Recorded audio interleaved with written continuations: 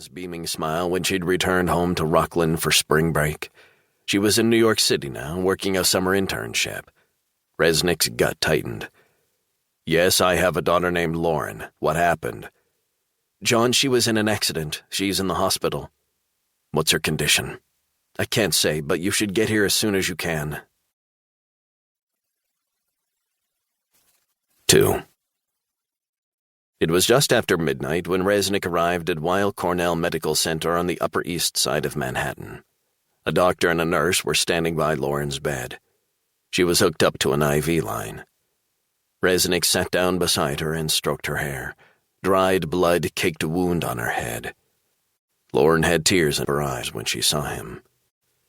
"Dad, you didn't have to come all this way." His head was swimming as he struggled to take in how vulnerable and childlike she looked. What happened? "I can't really remember." She winced and screwed up her eyes. "Goddamn migraine." The doctor introduced himself. "We've done scans and they're clear. The headaches are coming and going, but we're keeping an eye on it."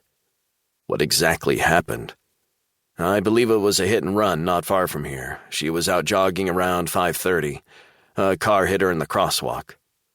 "That's more than 18 hours ago. I only heard about it late afternoon." "I have no idea why it took the police so long to get in touch with you. The good news is we are pleased that your daughter, despite cuts, bruises, abrasions, and occasional migraines, does not appear to have suffered any lasting damage, but we will be keeping her here for a couple of days for observation." "Thanks, Doctor. I appreciate your time and attention." The doctor handed Jon his card. "If you need to speak to me, this has my cell phone. Now, if it's all right with you, I need to attend to a new patient who's just been admitted."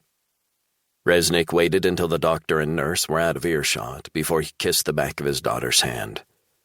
"I love you." Lauren smiled. "I'm so sorry, Dad." "Don't worry. Dad's here. It's going to be okay." 3. A pale morning light was flooding through the windows of the ICU room when Reznick awoke, his cell phone vibrating in his pocket. He sat up in the easy chair. A nurse checking his daughter's vital signs smiled down at him. "Good morning," she said. Reznick cleared his throat. "Yeah, good morning. How is she?" "Dad, I'm fine," Lauren said. "She's had a peaceful night, but we'll be doing more tests in the next hour or two." He pulled his cell phone from his pocket. "Excuse me, I've got to take this call." Reznick got up and walked out into the corridor. "Detective Acosta, NYPD 19th Precinct," she said when he answered. "Morning. Mr. Reznick, I wanted to meet you face-to-face to give you an update on where we are with our investigation. Are you available in an hour?" "Not a problem. You want to meet for coffee?" "Where?"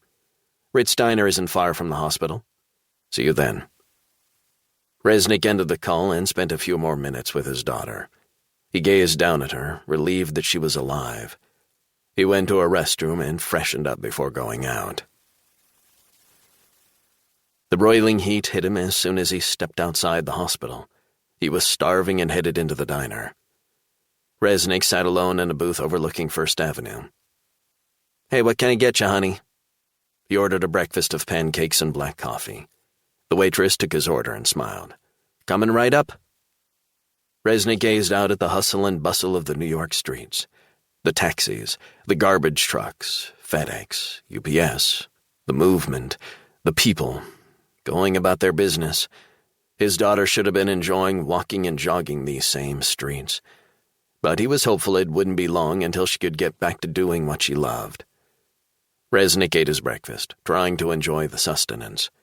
A few minutes later, the waitress cleared the table. It was then that a woman in her late 30s, with dark brown eyes and shoulder-length hair pulled back tight, walked in. "Sorry for keeping you waiting," Detective Isabella Acosta began. Reznick shook her hand as she sat down opposite him. She wore a navy suit, well-cut, with a cream blouse, gun holstered to her belt. "Morning meeting ran over." Reznick smiled. "Sorry also to meet under such circumstances." Reznick nodded.